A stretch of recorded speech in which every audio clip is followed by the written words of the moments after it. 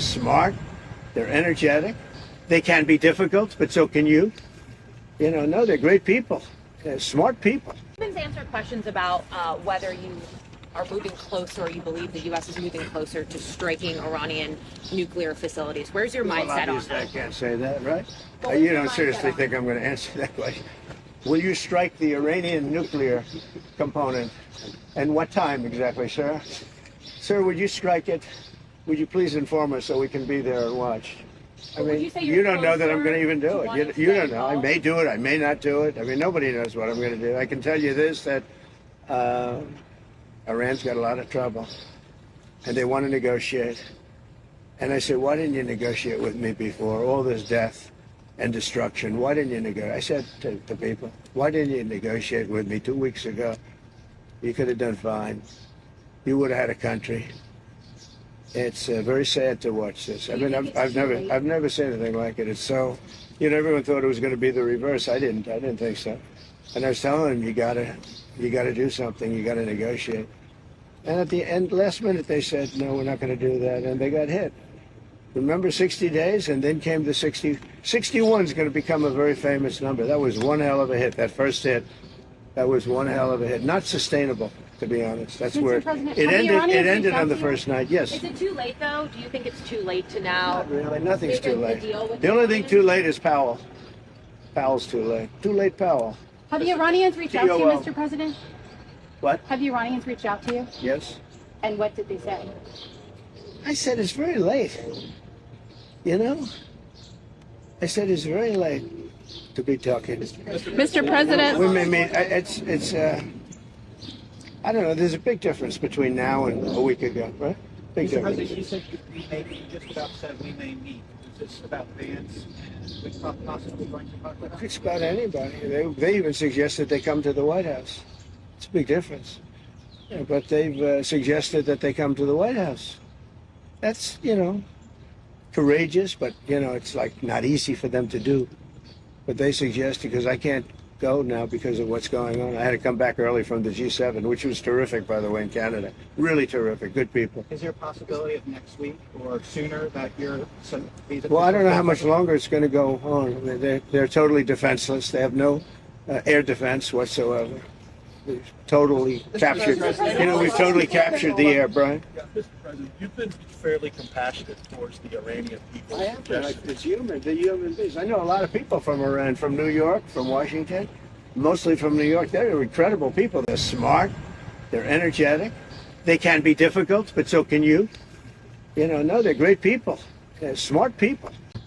And those people are getting the hell beat out of them now. And it's really a shame. It's so stupid. It's so stupid. It's another one, Russia, Ukraine is so stupid. Would have never happened if I was president. You guys agree with that, right? Would have never happened if I was president. Putin would have never done it. And I spoke to him yesterday, and I said, he actually offered to help mediate. I said, do me a favor. Mediate your own. Let's mediate Russia first, okay? I said, Vladimir, let's mediate Russia first. You can worry about this later. But I think that's going to work out too. But so many people have been killed. The big thing with that one is far more people are dead than have been reported in the Ukraine, Russia. Many, many more people. Mr. President, falls down. They say nobody was hurt. So. What does unconditional surrender mean? Well, you know what it means. Unconditional Can you explain it for those who don't? Very simple words. Very simple. Unconditional surrender. That means I've had it. Okay, I've had it. I give up. No more. Then we go blow up all the, all the nuclear stuff that's all over the place there. No, they had bad intentions. For 40 years they've been saying death to America, death to Israel, death to anybody else that they didn't like. They were bullies. They were schoolyard bullies. And now they're not bullies anymore, but we'll see what happens. Look, nothing's finished until it's finished. War is very complex. A lot of bad things can happen. A lot of turns are made, so I don't know. I wouldn't say that we won anything yet. I would say that we sure as hell made a lot of progress, and we'll see. The next week is going to be very big, maybe less than a week, maybe less. But is there anybody here that said it would be okay to have a hostile, very, zealots really, but to have a hostile country have a nuclear weapon that could destroy 25 miles, but much more than that, could destroy other nations just by the breeze blowing the dust. You know, that dust blows to other nations and they get decimated. This is just not a threat you can have. And we've been threatened by Iran for many years. You know, if you go back and look at my history, if you go back 15 years, I was saying we cannot let Iran get a nuclear weapon. I've been saying it for a long time. And I mean it more now than I ever meant it. Yeah. Mr. President, a question on deportations, Mr. President. You said last week that changes would be coming for farmers who've seen a lot of the workers they rely on taken away. But then DHS said this week that worksite enforcement would remain in place, that it's a cornerstone. So what's your message to farmers? Everybody's right. Look, we got to get the bad people out of here first, and we're doing that. We're taking them out by the thousands. Murderers, drug dealers, people that are mentally insane from insane asylums. What they gave to us, fellas, they gave. Well, do we have anybody in here that's a member of the? No, I don't think so. You've known all these people for a long time. Any illegal immigrants anymore? If they were, they'll find out. Right? They'll be checking you. You won't believe it. Your whole life will be destroyed because of this press conference. Watch. They'll destroy these people. I didn't want to tell them that before this did happen. They'll end up being, oh, he's a so-and-so. This one is from you know where. Don't worry. I think you're going to be okay. I'll be right behind you. Far behind you. I'll be right behind you.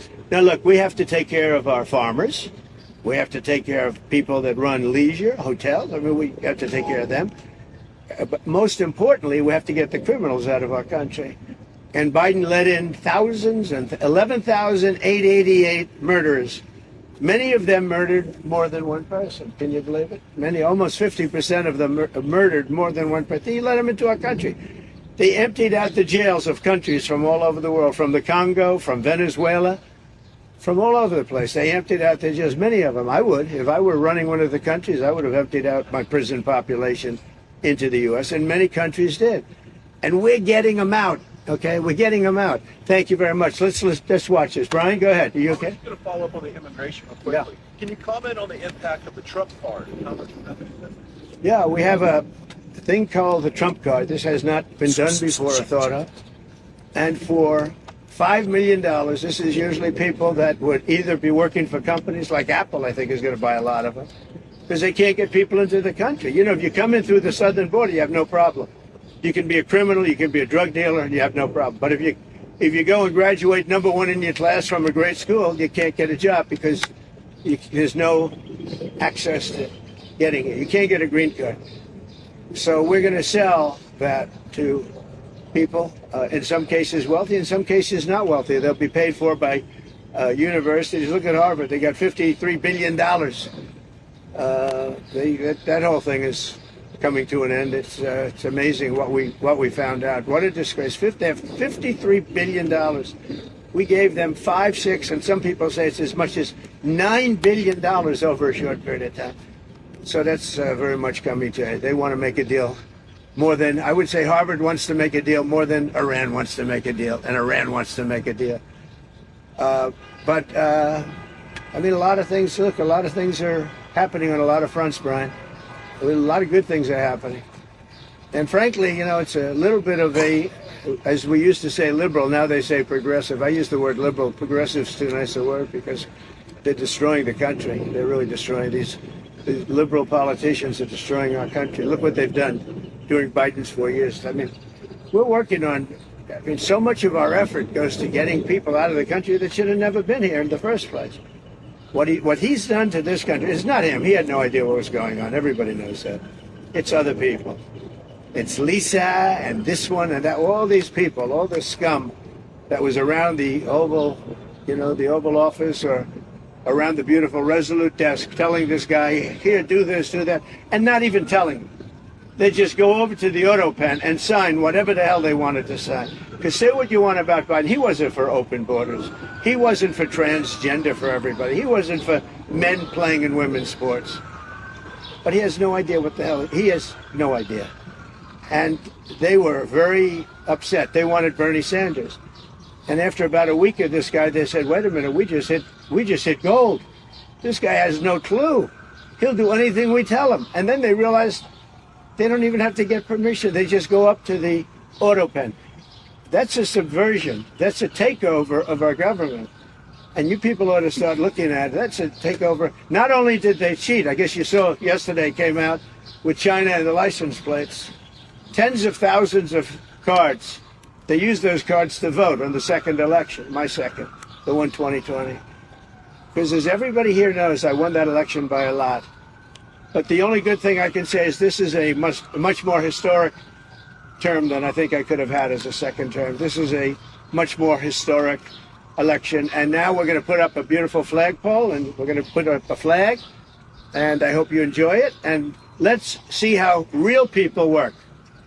These are real people. You're not real people. Your job is to reach it. Okay? Last one around, Mr. President. How tall is the flagpole? Close to 100 feet. Real quick on Pakistan, sir. You have a meeting today with the Pakistani Army Chief of Staff. What are you looking forward to achieving diplomatically? Well, I stopped a war between Pakistan. I love Pakistan. I think Modi is a fantastic man. I spoke to him last night. We're going to make a trade deal with Modi of India. But I stopped the war between Pakistan and India. This man was extremely influential in stopping it from the Pakistan side, Modi from the India side, and others. And they were going at it, and they're both nuclear countries. I got it stopped. I don't think I had one story. Did I have one story written about it? I stopped a war between two major nations, major nuclear nations. I don't think I had a story written about it, but that's okay. You know why? The people know. The people know. Mr. President. Did anybody write that story about the war? Did anybody? Did you write it? We wrote one. We all wrote it. Did you write it? Yeah. Just one more on You Iran, wrote Mr. it. President. Thank you very much, everybody. Thank you, Press.